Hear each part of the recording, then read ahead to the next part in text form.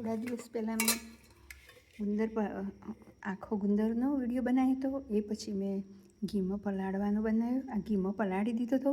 ઘીમાં પલાળ્યા પછી બધો જ મસાલો કરી અને મેં કાચો ગુંદર આવી રીતે બનાવ્યો. ખાલી ગોળ થોડોક જ ગરમ કરવાનો, બહુ નહીં. પછી જે આપણે જે વાસણમાં ઘીમાં ગુંદરનો મસાલો બધો ભેગો કર્યો હોય એ મસાલોની એ તપેલાની અંદર જ આ બધો ગુંદર મેં થેપી દીધો.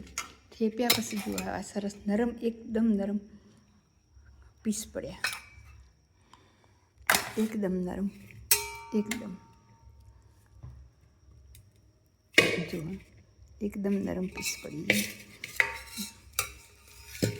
કાજુ, ટોપરું, બદામ, ખસખસ, બત્રીસું અને સૂંઠ અને માપસરનો ગોળ લેવાનો, નકર એકલો ગોળ થઈ જશે, ગળી ગળી લાગશે.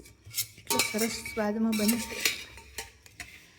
ગરમ ગરમ મેં બનાવ્યો એ ટાઈમે મેં વિડીયો બનાવીને મૂકેલો જ અને આજે પીસ કર્યા આવી રીતે.